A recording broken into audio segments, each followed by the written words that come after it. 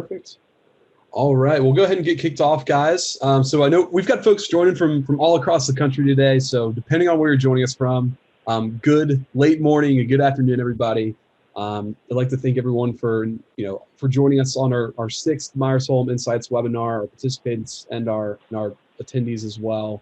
Today we're going to be discussing how businesses in the home office accessories brand space can really streamline their back-end operations by leveraging the power of NetSuite ERP.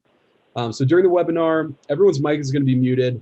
So please, if you have questions, feel free to type them in the chat, and we'll make sure to address them towards the end of our Q&A session. So we'll go ahead and get started here. Alec, I don't know if you want to go ahead and move to the next slide, and we can do some quick introductions.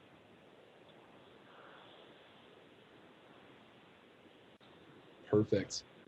So hello everybody. My name's Cam. I'm an account executive. I work in sales here at Myers-Holum. I'm based out of Austin, Texas. I've been within the NetSuite ecosystem for about 3 years now.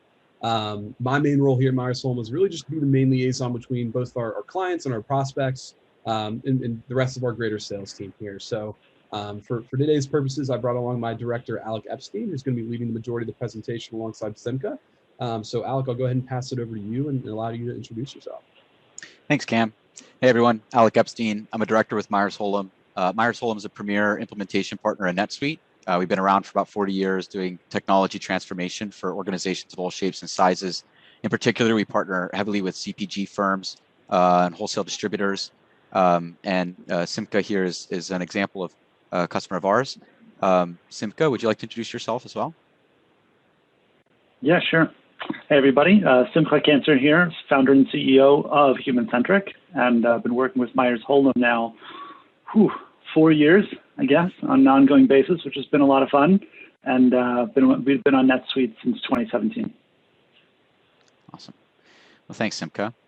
So today in this brief meeting, we'll cover a brief introduction to NetSuite for those who aren't familiar, help you understand where NetSuite's bringing value to organizations like yours. We'll talk about the home office accessories industry in general and work with Simcha to understand his experience on the platform. So let's get to it. A lot of times when an organization is growing or early on in their life, they'll gravitate towards point solutions in order to address immediate pain points that are necessary to help move their business forward step by step. Oftentimes, the result is that an organization over time acquires a number of different applications that become disparate, and the result is that they can have a disjointed customer experience whereby a customer may interact with them online, but have a different narrative when they call in or when they go in store, for example, if that's appropriate. Another example of the challenges that organizations face as they grow and kind of find themselves facing the business systems hairball, as is presented here, is duplicate data entry, whereby orders are being entered in multiple places, and in order for inventory to be tracked, we're keeping track of it in spreadsheets as well as in online marketplaces and other locations.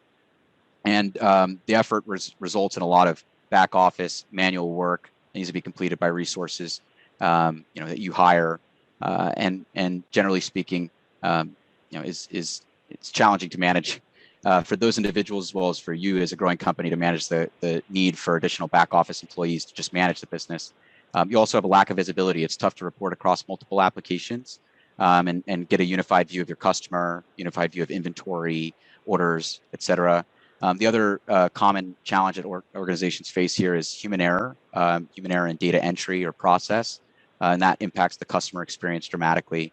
And then eventually, as customers try to grow, these challenges become overbearing and can result in stagnant growth or stunted growth.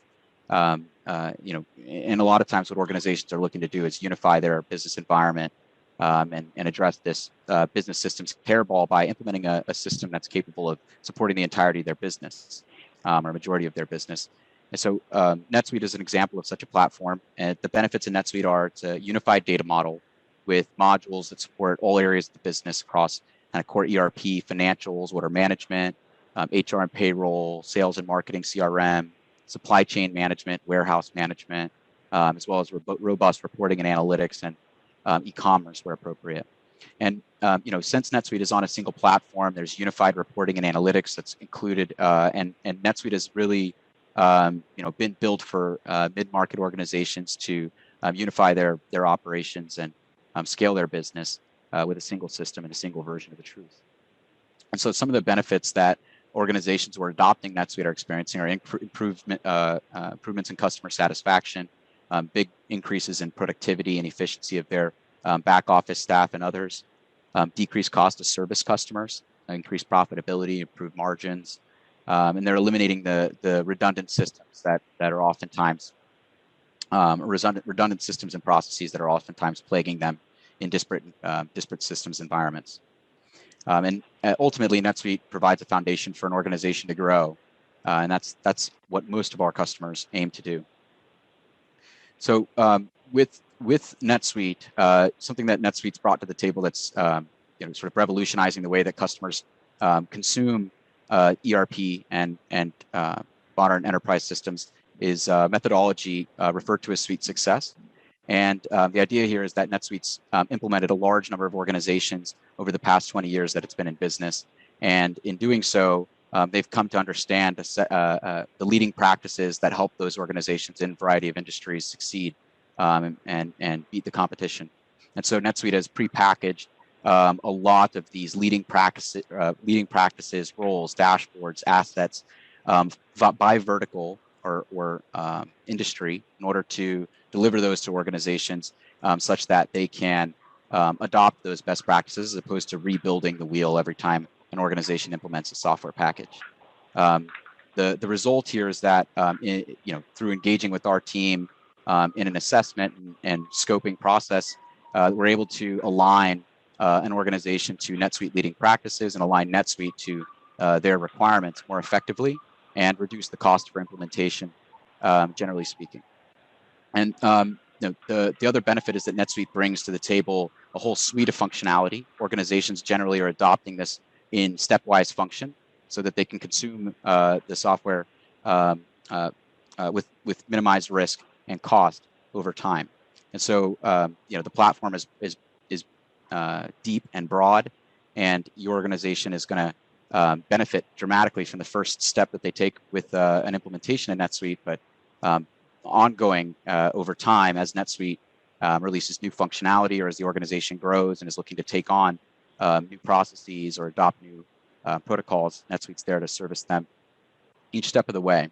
And on an ongoing basis, NetSuite engages, Myers-Holum engages to make sure that these environments are optimized. NetSuite's upgraded seamlessly. All customers are on the same version. And so as organizations grow and change in their use of the system, they have a partner in NetSuite to help them optimize their business processes and the way that they do business. And so Suite Success as a methodology is really transforming the way that companies adopt technology, and it's speeding up time to value and reducing cost. So a little bit of insight into NetSuite Success. It's the first cloud company, first company to take accounting into the internet, run it on the cloud.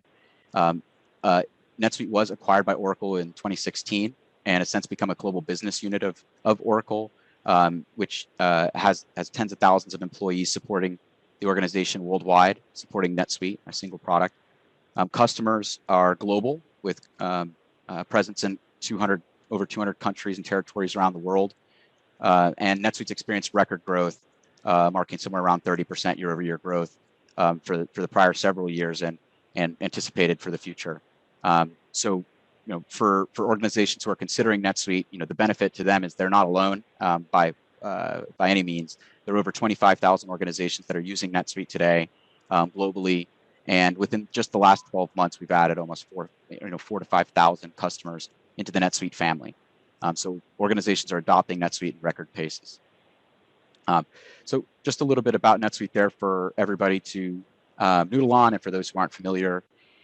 What we want to do now is spend some time with Simcha, and as you guys heard in Simcha's introduction, he's been using NetSuite for some time, and our goal here is to just get an understanding of how that's benefited you. So Simcha, for those who aren't familiar with HumanCentric and what you do in your role, could you give us an intro? Yeah, sure. In terms of HumanCentric, I think it might help if I give a little bit of my previous life before I was at HumanCentric, just to give a little context. So I started out my career at Accenture, the the technology integration, management consulting firm. And I spent almost a decade there in various, whether I was there as an employee in management, and then I joined again as a subcontractor to help them out on systems implementation projects. I carried all that experience over when I started HumanCentric back in 2015. And, kind of from the get-go, my thought was that we're going to run this company in a way that the system is really, the whole back office and the way that the nuts and bolts of the system work are using technology to its fullest.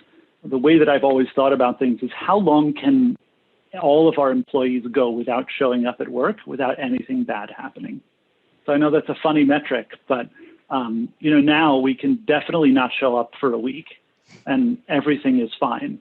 Every single HumanCentric employee could go on vacation at the same time and we would be totally okay. And over the next year, we want to push that out to a month.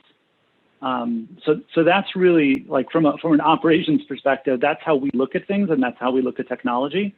And also how we look at what we focus on in terms of core competency. Obviously, we don't have our own warehouse because we couldn't, we wouldn't be shipping customer orders if we didn't show up for a week or a month, let alone.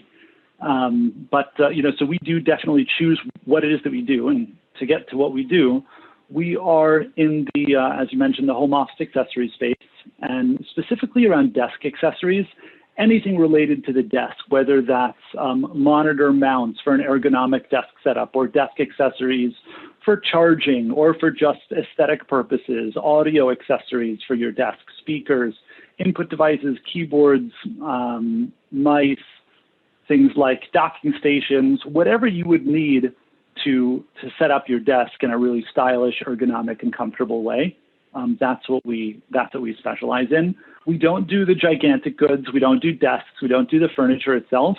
We just do all the little things to help people bring their setup from a kind of a very basic desk setup, probably working craned over a laptop like many people are nowadays. I learned my lesson, crunching over a laptop at an extra desk in consulting for too many years till I had neck problems. And so I don't want anyone else to do that to themselves. So now and don't turn yourself into a caveman by hunching over your laptop all day. So that's what we do. We try to save people from the caveman laptop syndrome. And that's what we're up to. Awesome. Caveman laptop syndrome. I'll write that one down. The one of the things that I think would be good for us to delve into is just sort of when you started the company, what were some of the first systems that you adopted? Why did you latch onto those? And then what sort of led to the pain that made you evaluate, ERP? Could you speak to that journey a bit? Yeah, sure. The main criteria in starting out, we started out from, it was not an investor-backed company. We didn't take out a gigantic loan. Literally, I started this company with one product that was manufactured locally here in Illinois, as a matter of fact, and grew it from there. And the major criteria for our first systems was what's cloud-based and subscription-based and very affordable, so I can put it on my credit card. So that was QuickBooks Online. That was Stitch Labs for multi-channel order management. That was, a simple help desk system. This was the main criteria. I had never run a company like this before, and what I had seen in my previous life was SAP and Oracle, and I knew, having one product and no revenue probably wasn't, I'm not going to show up on SAP's radar for sales. So really that's what it was about. And then as we grew, I'd say like the journey to our first million in sales or something like that, as we had, 2, 3, 4 products and things were relatively simple. It was just, how could I not think about these systems? And it can give me at least reasonably accurate financials. It can help me help me not to run out of inventory, and just make sure that the wheels don't fall off while I'm getting this thing over that first hill to million in sales. Right. And so what sort of, I guess, at what point, where was there a sort of a trigger for you, when did the needle tip, so to say, around kind of pursuing a better or a more unified environment? Yeah, so we've always been multi-channel. We've always been on, eBay, Walmart, our own website, direct corporate orders, Amazon, etc. So we've always been multi-channel. So right away we had a multi-channel order management system called Stitch Labs, which was great in terms of being able to suck in orders from every different channel and being able to see all our orders in one place.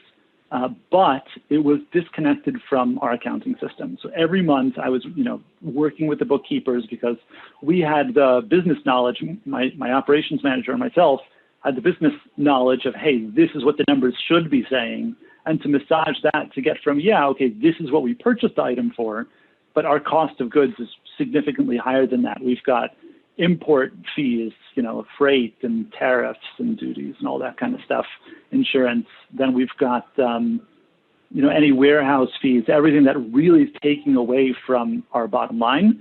And the way we were reporting that in the beginning was just as a line item on our profit and loss statement. So we've got this, multi tens of thousands of dollars, up and down. The big freight shipments come in and then, month over month, that's what it's showing, but it's not actually showing in our unit profitability. So we were doing all kinds of Excel acrobatics on the other end to try to hack landed cost. And that was really, it was just to come to a proper accounting of cost of goods sold every month. And at least, because we didn't even think about putting landed cost. For anyone who's on the phone doesn't know about landed cost, that's to reflect in your inventory the actual cost of what it takes to get the inventory from origin to the place where you're ready to deliver it to your customer. So that's the true cost of your inventory, and that's the number you need to know to tell your gross margin. Because if you don't have that number, you could look at a product and it looks profitable, and instead it's a tremendous loss. We've got products that are tiny that have had a 25% tariff on them right now from China, which is a huge cost component. That can make the difference in like a highly competitive environment between a product in the black and in the red. And then we have other products that are as big as, a kitchen table, large stands for displays and things like that, which the freight cost is astronomical. Even transferring it from one warehouse to another in the U.S. adds, a good couple dollars. So having all those costs rolled up, we were trying to do that on the back end, just in Excel, hacking some estimation of the costs together for at least internal reporting, but there was no way that was making it onto our financials. Our financials, just getting the cost of goods sold per month, because, we're not going to hammer QuickBooks Online with thousands of orders every month. Like there's probably a way to integrate it, but the system's going to freak out. Yeah. So there were a bunch of places you could put in summary transactions, but then it doesn't actually end up reflecting the sales correct, and you can't look at what the true cost of goods sold was on a customer level or a product level. So it was just an unbelievable headache every month to even get accurate enough financials to show the bank, like, hey, these are our financials, and show ourselves, to be honest. These are our financials. Yes, it's not accurate to the level of landed costs. We've got another way of tracking that. But it was just a huge amount of effort. And because the purchasing, the order system, and the accounting system were all separate, and it wasn't working from a single data point, single data warehouse, it was just a mess to pull everything together. So that's where I had friends in my network that had, when I reached out to them, they were in private equity, and they said, when we buy a company, it's not, are we going to put them on NetSuite? It's like we buy a company and then, okay, are they ready? Can we put them on NetSuite now? So that's what I heard just in terms of product-driven companies, mid-market, growing quickly. You have some other options, but they're not not so competitive based on what we looked into. Yeah, thanks for that. And so, kind of looking back, the project, of course, for you, the implementation was a while ago, but and since then, you've made changes and implemented changes into your environment. I guess as a business user or business owner or executive, leader, manager is looking at kind of undertaking a project, right? They've made the determination, we're going to move forward with a new ERP implementation, in this case, NetSuite. And what are some of the things that you would recommend for them to do, or how best to prepare or execute in a conversion? Yeah.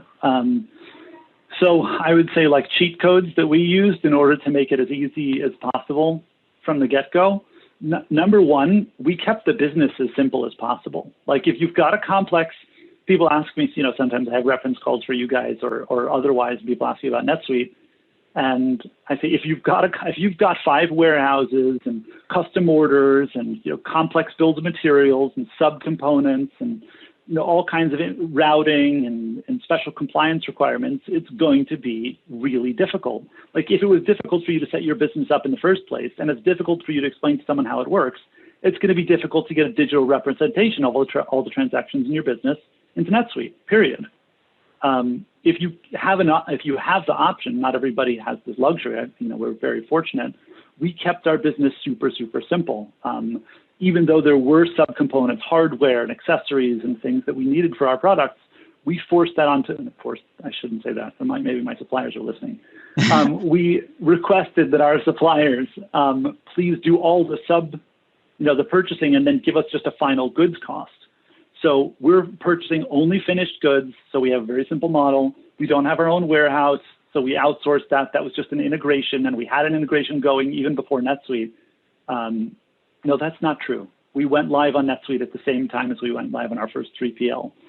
So before that, we had been using another way of fulfilling our orders. We'd been using Amazon a lot, even to fulfill other orders, which was not optimal from any standpoint operationally, but it kept the business super simple before we were ready to put it on a system that could make it a lot more complex. So number one point is keep your business absolutely as simple as possible. So you can get it onto a system that can grow with you before you're so, before you're so complex that now while the train is running, you have to do a hot swap, put in basically a new engine. You're doing heart surgery while the guy is running a marathon. Right. That's effectively what you're putting in a new system for in the middle of operating your business. It's a heart surgery while you're running a marathon. So we kept it very, very simple, and we're able to go on to NetSuite with very low friction. So that was, a big part of it. Another aspect of why it went well is because we had systems experience on our team. I mean, of course, yes, you want a really good system. So whether you use NetSuite or something else, obviously the system has to be good. You want a good implementation consultant, whoever that might be, but again, in the end, you're going to own this system. So I was very fortunate. I came from a systems implementation background. I worked on Oracle implementations, not NetSuite, but $100 million Oracle implementations for Fortune 100 companies.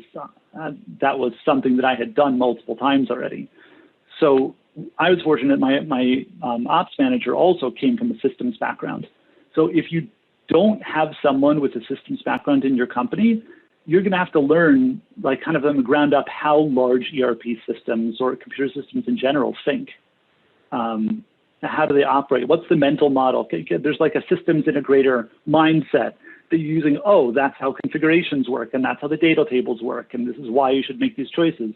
If you can get someone like that on your team before you make these decisions, or at least while you're making these decisions, and then that person can be an embedded part of your operation, so they can work hand in hand with the consultants, and they can work with NetSuite, and then that knowledge stays with you. And then they're always with you in your meetings and in your decisions. So, okay, we're going to make this change operationally. And then they're thinking about it from a system perspective. Okay, how can we do this in a way that, okay, it may not be the optimal from like a real world operations perspective, but maybe we should make a real world operations perspective compromise, because it's not like the digital system that's the backbone of your business is like an afterthought anymore. Like right. Yes, it's going to add stress if you have to make some kind of extra process manually or do something different than you're used to, but it's going to add headache if you have to you customize your system or you're not able to digitize it at all in the future without a ton of headache. So having someone on your team that knows how to think like a computer system is just a tremendous investment for the long term. Yeah. So I'd say that was another factor that helped us in our definitely success. I don't even remember what the question was, to be honest. No, that was it. I mean, those are two really good ones. I think, one of the, I'll address both of them too. I mean, we're in, in consulting, we work with a lot of organizations, and we tend to find there's a lot of things that these organizations are doing in common. That's where we're able to come up with what we consider to be a leading practice or an industry best practice in certain regards. And a lot of organizations do have some special sauce. There's I think the 80-20 rule applies, or in most cases maybe it's more like 95-5, whereby there's that 5% of that special sauce where maybe the ROI on personalizing the system or tweaking the system in order to meet their requirements is definitely there, or to service the customer in a unique way, the way that they've been used to servicing them. But what we tend to find is that organizations who are the most successful in these transformations are those who are open-minded to adopting the leading practice, adopting the standard configuration where they can. And certainly there's a lot less friction in implementation. Every business is special, and every business owner is special. But a lot of times what makes you special is not how you do accounting or how you fulfill an order or how you manage your inventory. It's oftentimes how you interact with the customer. In your case, the products that you design and the the nature of those products. And then to the same point, when you mentioned the resourcing internally, we tend to find it's one of three scenarios that our customers are in. They're a small mom and pop, and they don't have that systems experience in-house. A lot of times what we're seeing them do is dub a controller or the head finance person, or maybe somebody in operations as the future NetSuite administrator, so to say. And those individuals do engage in training resources and things like that with our team and with NetSuite in order to kind of get up to speed in systems. Other firms will turn around and say, well, you know what, we may go out and hire somebody to support us from a systems perspective, maybe bring them into the IT org, or maybe it's a contractor we're bringing in temporarily to help guide us through this process. And that's a service that a lot of consulting firms also provide. And then the other would be that they take an IT person who is currently supporting their existing environment, such as their e-commerce or marketing environment, or maybe if they're not coming from QuickBooks, it's a company that's been around for a while and they're using an old legacy system. In those environments, there's a lot of IT knowledge and tribal knowledge there that could be reskilled to NetSuite. So they bring that systems knowledge, very similar to what you mentioned. Hey, we've worked with Oracle before. I kind of get the P's and the Q's of ERP. If that's the case, then and we can reskill those individuals. Usually we set them in a couple of video courses on NetSuite and they're off to the races. And I think that's similar to what, honestly, my experience was working with you, Simcha, was you grasped onto the NetSuite system so incredibly quickly. And that was a big benefit in the implementation success as well, for sure. To follow up on that, we also kept stuff super simple. We used everything the way it works out of the box.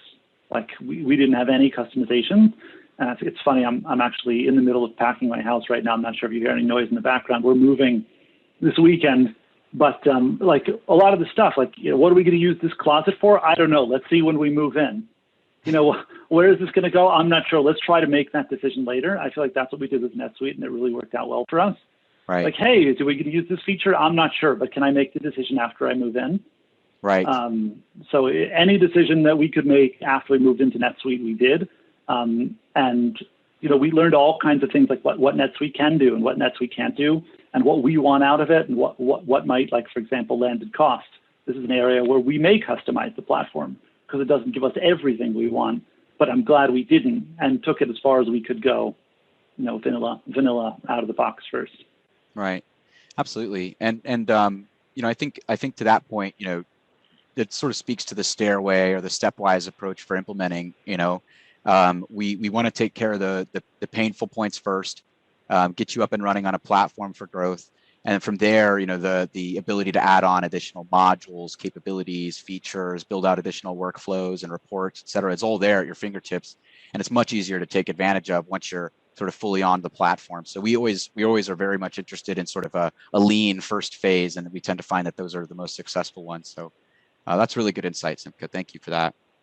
Well, I guess, I'm looking at the clock and time has really flown by here. We're right at 3:30 actually. Eastern, and so I think that was all that we had.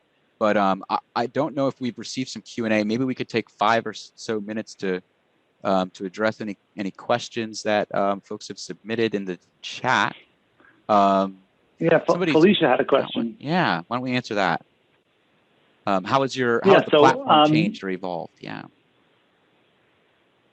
So the platform, I would say, has not changed much. from how it was. NetSuite is not. I think if you're like looking at a smaller, lightweight, consumer-ish type of software, they make faster changes because they're not a gigantic piece of software, not a gigantic company.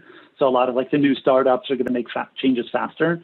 But NetSuite, it changes slowly. They have, a release pack that comes out every once in a while, and there's some, it depends what position you're in. But if they're the features you care about, then it's major. If it's not features you care about, then you don't even notice for the most part. If it's highly customized, then you have to make sure you didn't break anything when it upgrades. We're not customized, so it never breaks anything.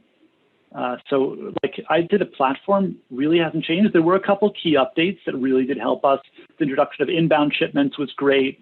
Bank feeds got us into, into retro, remembering what we did with QuickBooks Online, finally bringing NetSuite up to par in that area, getting bank transactions in directly, not having to import them or enter them manually.